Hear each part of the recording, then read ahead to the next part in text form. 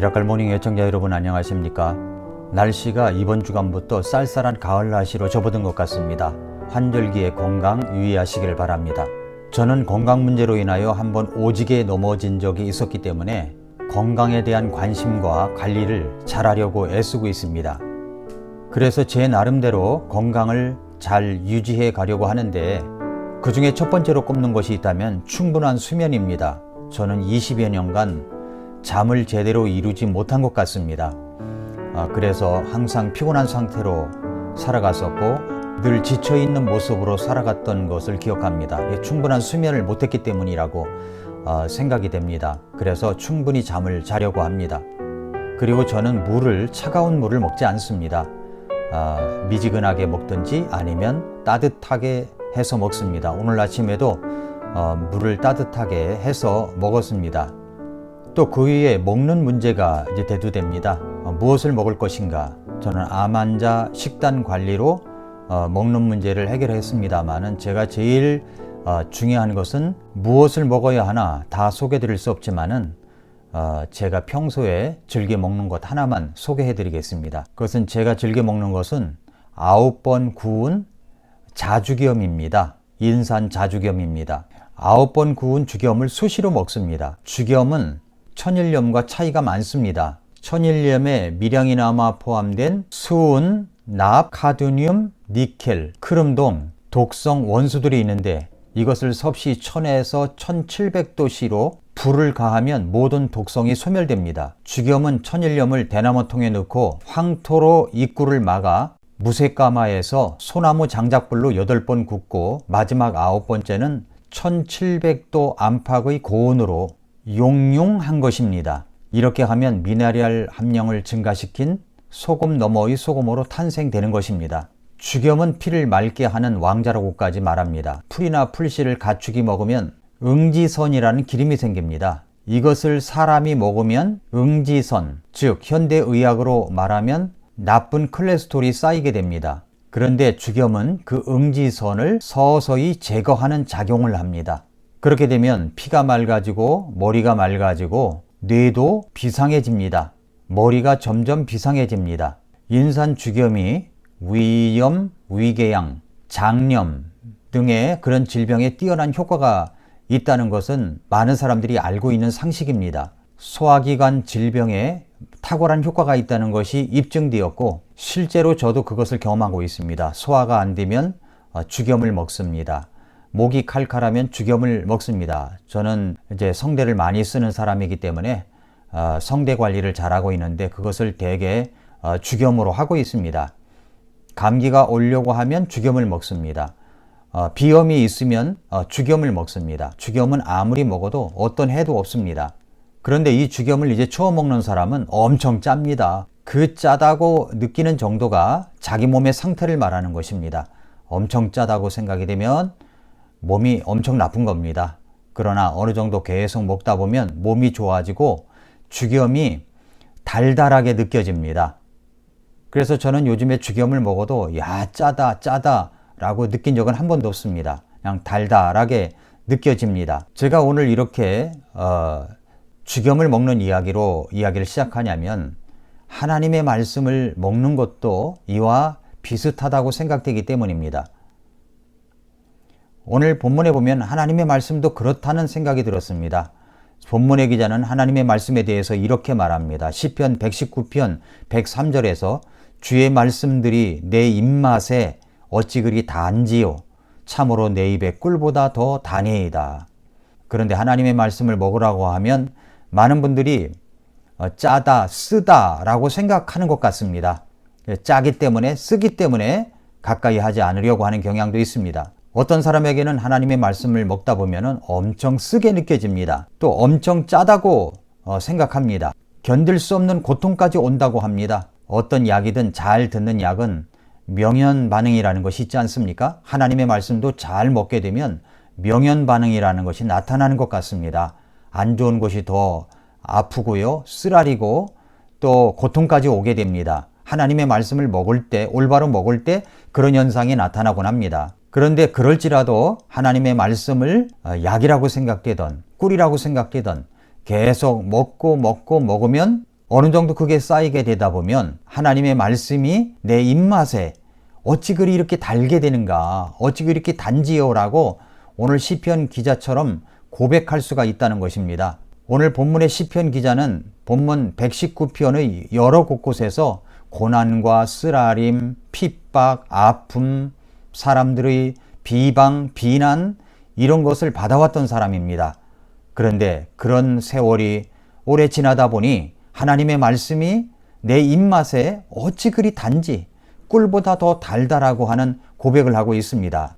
그 전에 받았던 하나님의 말씀은 정말 썼을 것입니다. 쓰라렸을 것입니다. 그러나 오늘 말씀 13년 97절부터 104절에 와서는 103절의 고백이 있게 된 것입니다. 주의 말씀들이 내 입맛에 어찌 그리 단지요. 참으로 내 입에 꿀보다 더 다니이다. 여기 이런 고백이 오기까지는 하나님의 말씀이 때로는 쓰기도 하고 때로는 짜기도 하고 때로는 고통스럽고 하는 정도가 다 그런 과정이 있었을 것입니다. 그렇게 역사된 하나님의 말씀의 약효가 이제는 내 입맛에 어찌 그리 단지 꿀보다 더 달다라고 고백하게 되었습니다. 그 하나님의 말씀이 얼마나 놀라운지 욥기 23장 12절에서 이렇게 고백합니다. 내가 그분의 입술의 명령에서 돌이키지 아니하고 내게 필요한 음식보다 그분의 입의 말씀들을 더 귀히 여겼도다 라고 했습니다. 예레미야는 15장 16절에서 내가 주의 말씀들을 발견하고 그것들을 먹음에 주의 말씀이 내게 기쁨과 마음의 즐거움이 되었사오니 오 주 만군의 하나님이여 나는 주의 이름으로 불리나이다 라고 했습니다. 예수님께서도 마태복음 4장 4절에서 사람이 빵으로만 살 것이 아니요 하나님의 입에서 나오는 모든 말씀으로 살 것이니라 라고 말씀하셨을 정도입니다. 그렇기 때문에 우리는 베드로전서 2장 2절에서 새로 태어난 아기들로서 말씀의 순수한 젖을 사모하라고 했기 때문에 우리는 날마다 말씀의 순수한 젖을 먹고 자라갈 때 때로는 쓰기도 하고 때로는 짜기도 하고 때로는 고통스럽기도 하지만 마침내 이 말씀이 내 입맛에 어찌 그리 단지 꿀보다 더 달다라고 고백하게 될 것이라고 믿습니다. 오늘 본문 13년 97절부터 104절에서 그 중에 97절은 이렇게 말씀합니다. 오 내가 주의 법을 얼마나 사랑하는지요. 그 법이 종일토록 나의 묵상이 되나이다 라고 이야기를 했습니다. 여기 묵상이라는 말은 작은 소리로 읊조리는 것을 이야기합니다. 침묵하는 것을 말하는 것이 아닙니다. 작은 소리로 계속 읊조리는 것을 묵상이라고 이야기를 합니다. 그런데 그 말씀을 그 하나님의 법을 종일토록 그렇게 읊조리며 다닙니다. 그렇게 이 말씀을 사랑하면 어떤 결과가 일어나게 될까요? 첫째로 하나님의 말씀을 기쁨으로 사랑으로 연구할 때 무한한 지혜를 얻습니다. 오늘 말씀 98절에서 주의 명령들이 항상 나와 함께하므로 주께서 그것들을 통해 나를 내 원수들보다 지혜롭게 하셨나이다 라고 말씀을 했습니다. 하나님의 말씀을 기쁨으로 사랑으로 연구하게 되면 내 원수들보다 지혜롭게 해줍니다. 존 웨슬리가 표현한 대로 이야기한다면 성경을 먹어치우는 그리스도인이 되는 것입니다. 사랑하는 여인이 사랑하는 그대를 하루 종일 생각하며 그리워하듯이 말씀을 사랑함으로 그 말씀을 하루 종일 읊조리며 연구하며 지냅니다. 그렇게 하면 위즈덤이 생깁니다. 지혜가 생기게 되는 것입니다. 세상 사람들은 그 위즈덤을 얻기 위해 얼마나 많은 노력을 합니까? 그러나 우리는 한 가지만 집중하면 됩니다. 하나님의 말씀을 사랑하고 연구하면 됩니다. 기쁨으로 그 말씀을 받으면 지혜가 생기는 것입니다. 그러므로 우리가 세상을 연구하고 싶다면 하나님의 말씀을 더 깊이 사랑하고 연구해야 합니다. 사랑하고 묵상하면 됩니다. 아브라함이 소돔성을 가봐서 소돔성을 압니까? 소돔성에 거하는 롯보다도 아브라함이 소돔성을 더 잘 알고 있었습니다. 하나님의 천사가 소돔성을 멸망하러 갈 때에 그 앞을 가로막으며 하나님 앞에 간절히 구하기를 50명의 의인이 있으면 멸망하지 않겠느냐고 40명이 그래서 10명까지 그렇게 하나님 앞에 중보기도를 드렸던 것입니다. 소돔성을 잘 알고 있었기 때문입니다. 하나님의 말씀을 이렇게 사랑하고 연구하면 세상을 보다 더 잘 알게 됩니다. 우리가 세상을 경험해서 아는 것이 아닙니다. 하나님의 말씀을 연구해도 충분히 알 수가 있습니다. 그러므로 우리가 하나님의 말씀을 사랑하고 연구하면 하나님께서 우리에게 원수보다 더 지혜롭게 해 주신다고 말씀해 주셨습니다. 그뿐만 아닙니다. 우리가 하나님의 말씀을 사랑하고 연구하면, 그리고 그 말씀을 묵상할 때 스승보다 더 지혜롭게 한다고 말씀합니다. 99절에서 주의 증언들이 나의 묵상이 되므로 나의 모든 스승보다 내게 더 많은 명철이 있으며 라고 이야기를 합니다. 인간 스승보다 더 뛰어난 위즈덤, 지혜가 있게 된다고 말씀하고 있습니다. 성경 교사보다 더 뛰어난 성경학도들이 있다는 사실은 하나님이 친히 스승이 되시는 증거라고 종교개혁자 칼빈은 말하였습니다. 그뿐만 아니라 하나님의 말씀을 사랑으로 기쁨으로 묵상하며 연구할 때 살아온 경륜과 인생의 경험이 풍부한 사람보다도, 노인들보다도 더 잘 깨닫게 된다고 이야기를 하고 있습니다.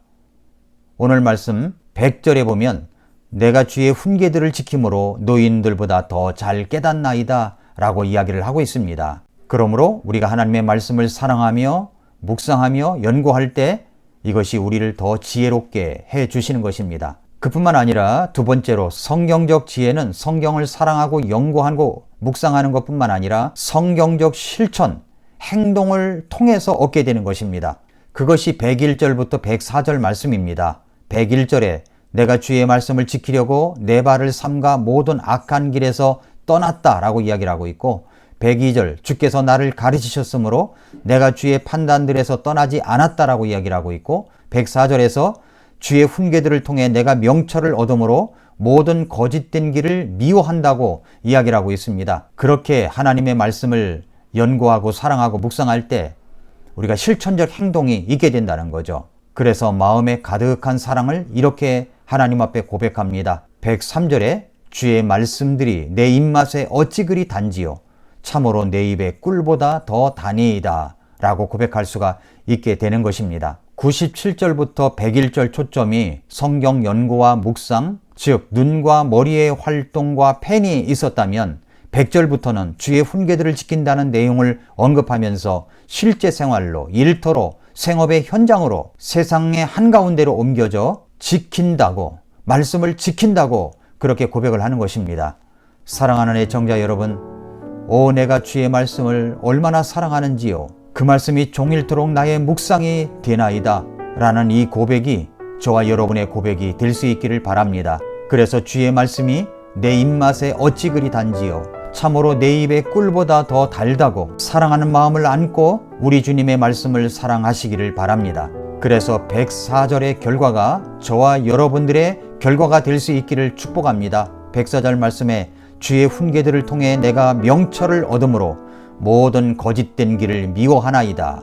주의 말씀을 통해 내가 명철을, 위지덤을, 지혜를 얻었기 때문에 이제 모든 거짓을 미워하고 미워한다는 이 고백이 나올 수가 있게 된 것입니다. 저는 이 말씀을 연구하고 이 말씀을 전하면서 제 심정에 이 터질 듯한 기쁨과 감사와 뭉클뭉클한 감동이 넘쳐남에 있어서 너무나도 하나님께 감사를 드립니다.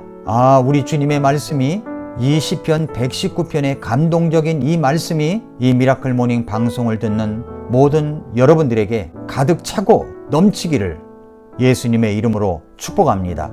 오늘도 미라클 모닝입니다.